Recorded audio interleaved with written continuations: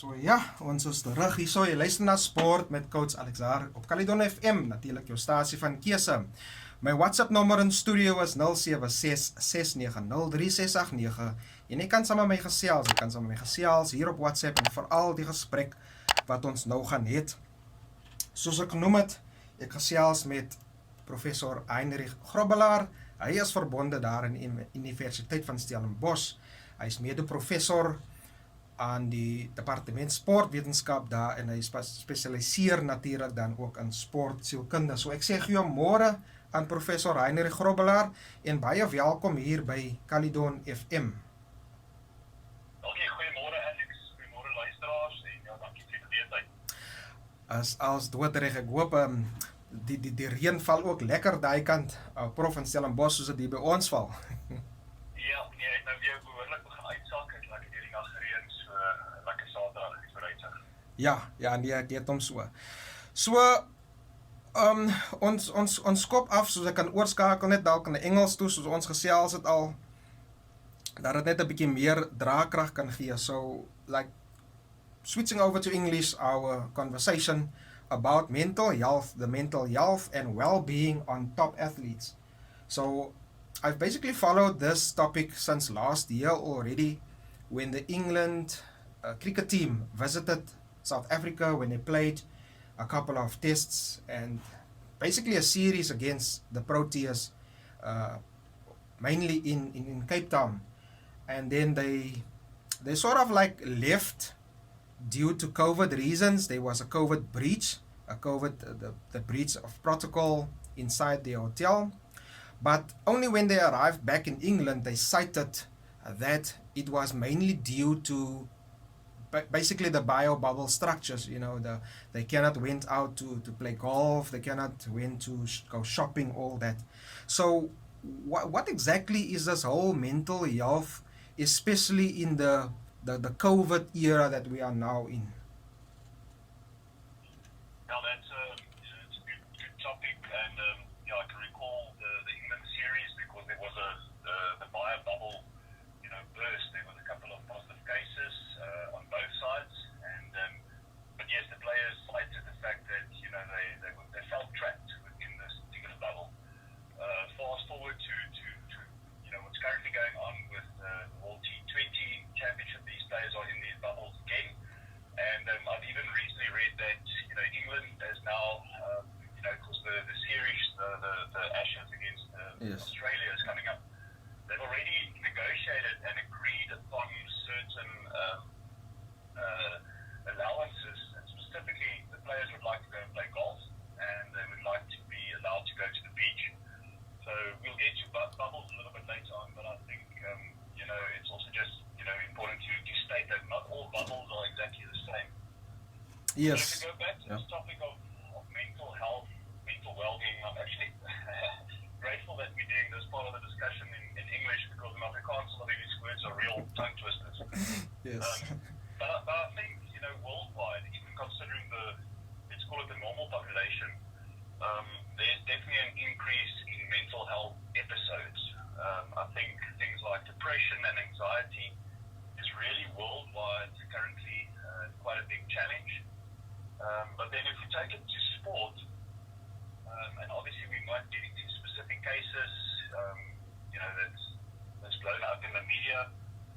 But I think within sport, it's important to state up front that these athletes are not safeguarded against mental health challenges. Yeah. With sport, there's often, this culture ingrained within sport that athletes need to be mentally tough, whatever that means. It's quite a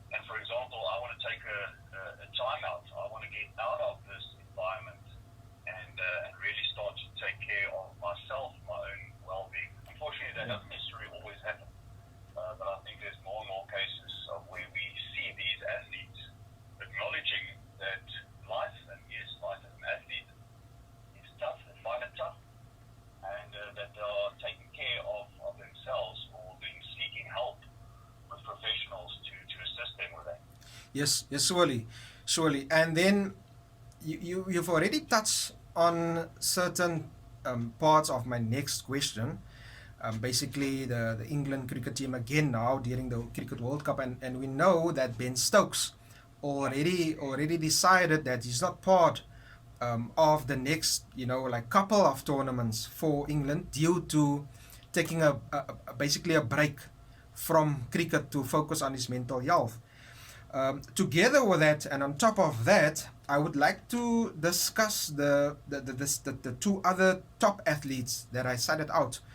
And the one is Naomi Osaka, which is basically a well known tennis player, a champion. And then the other one is Simone Biles, very well known. And I think at this point in time, she is regarded as the best ever, like they call the GOAT, the best ever in gymnastics. And we know that how that episodes basically fanned out during the quite recent Olympics in Tokyo. And what's concerning to me is the fact that they are both 24 years old. And I know they may be younger on the world champion stage, but 24 years old, Prof. Like, how did they get to that point? Okay, let's talk cricket. Just to get back to the Ben Stokes situation. I actually yesterday read that yes, Ben Stokes is not he wasn't part of the IPL. He is not, currently involved in the T20s. And in this mental break that he took, he also, had an operation or two on one of his fingers. And I think 2 days ago was the first time in 6 months that he actually picked up the cricket bats and he went for a net session. Yeah. So there's now currently even a lot of speculation that he might actually, he's not in I think it's a 17-man squad for the Ashes series. Mm-hmm. Yeah. But there's a lot of excitement and expectation that maybe he will still take part in the Ashes. I think some of the Australian cricketers actually said, the player with the X factor will be in the squad once the tournament starts. Yes. So that's something to look out for. Yeah. All right. So you touched on Naomi Osaka and Simone Biles. I think it's very important to note that and you mentioned the age of 24. So Osaka has now already retired from professional gymnastics or competitive gymnastics. That's at the age of 24, which means, and it's linked to the sport. Yeah, The sport itself Simone. is called the early specialization sport. Yes. So gymnasts, autistic, the performing arts, those sports tend to have an earlier take up and specialization in the sport. So, even at the ripe old age of 24, this athlete can actually retire. Now, I didn't quite follow the details of this event. I was actually out of circulation. I was hiking the Fish River Canyon in Namibia. Yeah, I saw. Just as I came out, I saw in the media, what had happened. So I don't have all the details, but if we just take one step back, is to say, yes, the greatest of all time, the GOAT. But for a lot of elite athletes and world number ones, that in itself is sometimes, or could be, a very challenging position that they find themselves in. It's great to ascribe to that role, that ranking of being the best, but it might sometimes even become a very lonely place out there because everyone else below you are really trying to get you off your pedestal, and it might not actually be limited to the athletes. There's other stakeholders as well that would like to see someone maybe fail and fall off that pedestal so that the new, next best thing can actually step up. But just in her case specifically is to recall that Tokyo 2020 was supposed to happen in 2020, and it ended up being a year later. Now, for a top athlete who's working in a specific cycle, a specific rhythm, they might deliberately, or they might be, and she specifically earmarked that to be her swan song. That is where she knew she was to be for the last time, and thereafter step away from the sport. But that was extended by a whole year because of COVID and moving out the Olympic Games. So, that might have just been that 1 year too far for an athlete in that particular sport. And then obviously what one read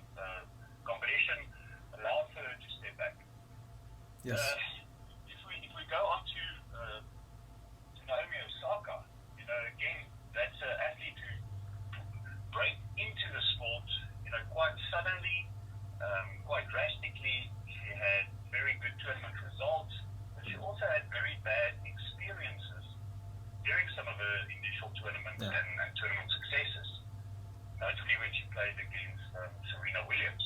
Yeah.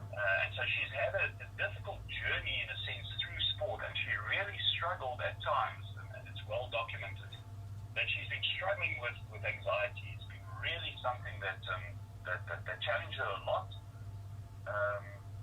There's obviously with it there was the initial there's the celebration, there's the joy, but then with it comes the fame and the the sponsors and the media, and everyone wants a piece of her, and there was a lot Yes. of she was sought after, and people wanted her time. But then I think what we recently saw with the French Open in particular was just that the media got to her, and I think I'm indirectly citing what you said I'm already down. I'm already Yes, down to my definitely. abilities. Mhm. And now I'm going to walk into a press conference, and you guys are going to just break me down further. And you're Mhm. going to get me to doubt myself even further. And she was just tired of that. So initially she just said, I'm going to boycott these post-match press conferences. Yeah. And she was fined $15,000, and then threatened to be disqualified, and then she just withdrew. And then obviously there was still that was one event, that was one tournament this year, but imagine also the pressure on her for Tokyo, being Japanese, the pressure to play in the Olympic Games, in her home country. And performing. So again, there's a lot of different factors, a lot of different things that contribute to it, and each athlete's situation is quite unique. Yeah, no, surely, definitely. So let's move over to the bio bubble itself. A lot of people, a lot of our listeners, a lot of the sport people, people who follow sports, they constantly hear, read, see on television even this bio bubble. Everyone is talking about bio bubble, but no one actually really knows like the ins and outs, what's happening in the bio bubble. We know there's protocol you need to follow inside that bio bubble, but could you please just just brief us, just give us a brief intro of what is happening in a bio bubble. Yeah. So I don't know, because I haven't been in one myself.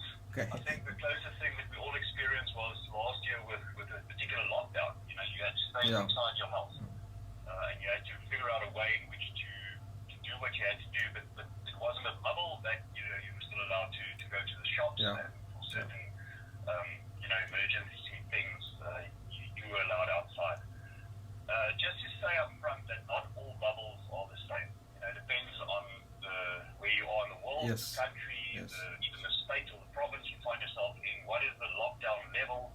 And maybe also, how big is this particular tournament? So a bubble for the Olympic Games and the Paralympic Games, and a team that travels international to go and compete might look and be quite different. Yeah. Okay, so that's the one thing. Then what we often then think is that bubble starts once you are now in a particular country. So for example, South Africa is now traveling to the UAE to go and play in the T20 tournament. Yeah. But what really happens is that the bubble even starts before. So, beforehand you typically have what is called these holding camps. Yes. The team would gather, they would start to live together, and normally they would do that as part of their normal preparation for a tour. Mm-hmm.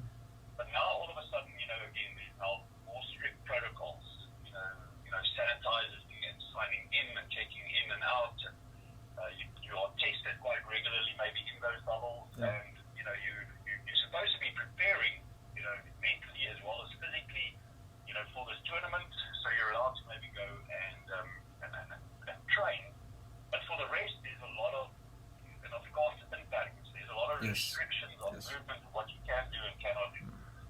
Then eventually, after a certain period that you've been together, now, you've been tested regularly, there wasn't necessarily any breaches in protocol, no one fell ill. And remember, it's also got to do not only with these players, but also, the staff in the hotels and everywhere else where they are. Correct. Then you've got to travel. Now, traveling for teams and athletes are challenging already, because you're taken out of your environment. It's unfamiliar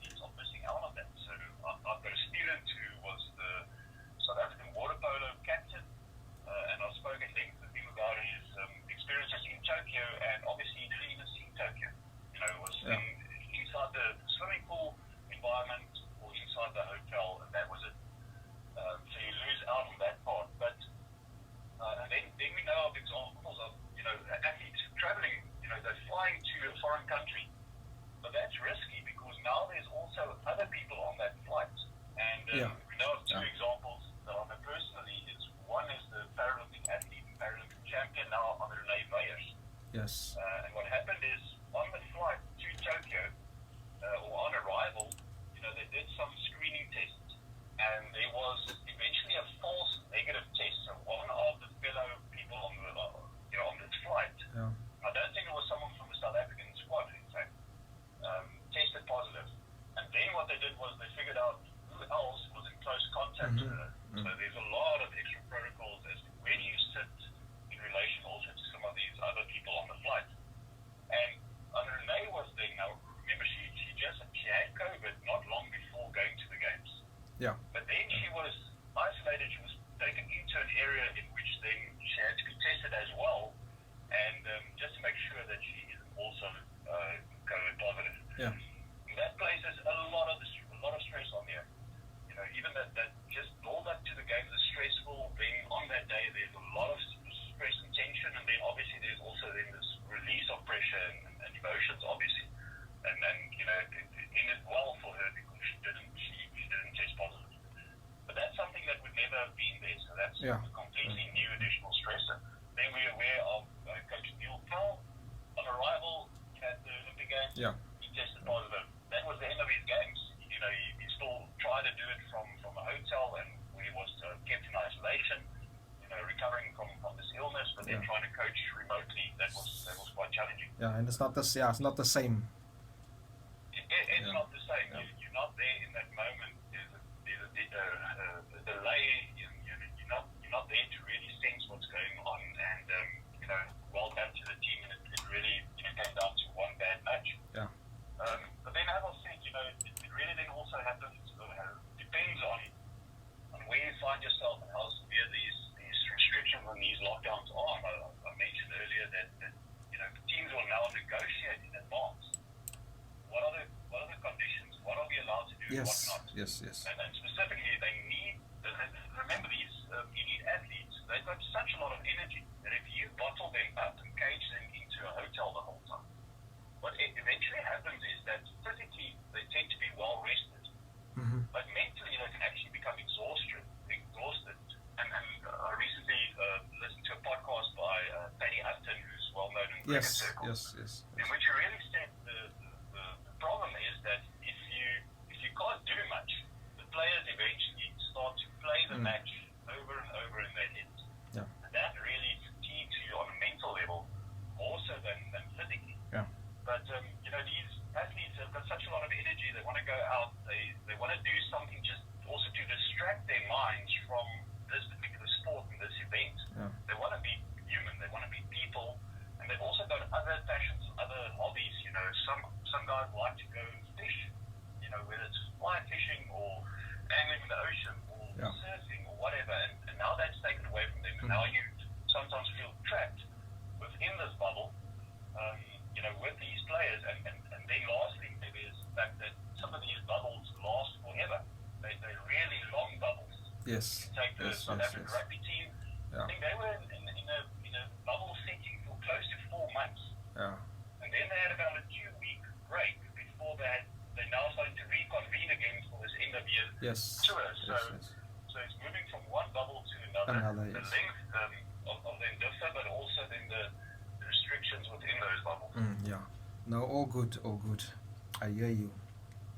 Okay, the last question I have, and we're almost out of time as well.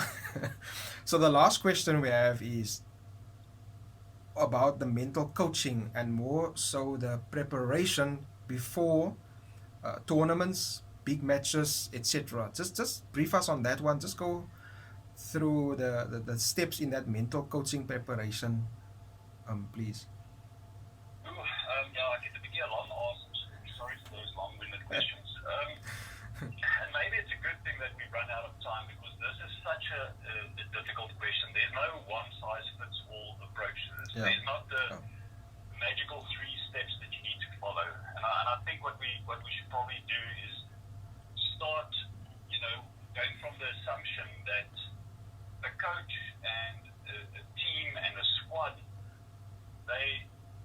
I'm assuming they're looking at sport holistically. They're looking at it, in terms of participation and performance in the sport, looking at integration of obviously physical aspects and technical aspects.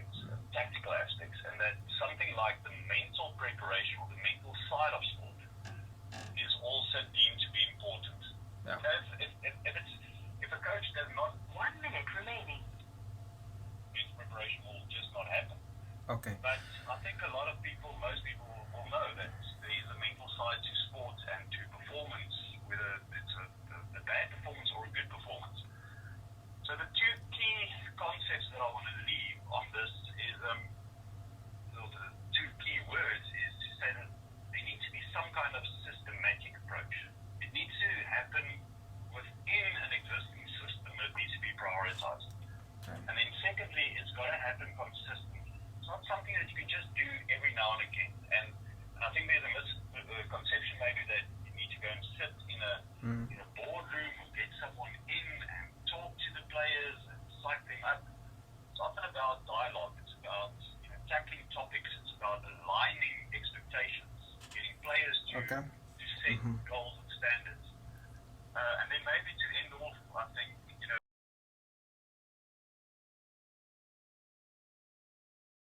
Morning. So basically, we were cut off. Are you there? I'm there. Sorry. Yeah. So just like we can finish off the conversation, Prof, because we have about like 3-4 minutes left. I think the last comment that I was hoping to make before we got cut off was to say that what I've picked up and what's really becoming a trend now is that there's a bit of a shift towards prioritizing the person over the athlete. Yeah. And what I'm trying to say by that is, that the approach and the philosophy of a coach and a coaching team should be to focus on looking at the person before they look at the performer. There's this notion, and it's a loosely used term, is to say that good people make good performers, or good people make good athletes. Good athletes does not necessarily mean they're good people. And I don't want to label people, I don't want to praise people specifically in that usage of the word good. But it's really to prioritize the person that you're dealing with, and not just try and, in a sense, even exploit or get the gains from their performance. Yeah. And I think that's Definitely. probably a last pressing point that I'd like to make, is to really look at the human behind the athlete. Yeah. Because there's so much richness in that. Itself, yes.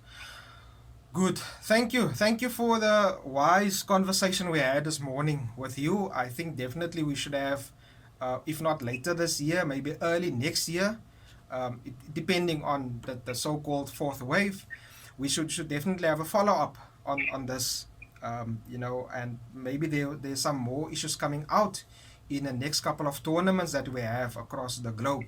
So thank you very much for this conversation this morning, and thank you for the time you had for me, Coach Alexar, and Caledon FM listeners as well. Yeah, thanks again for having me, and all of you have a blessed day. Cool. Take care. Likewise, thank you. Bye. So yeah,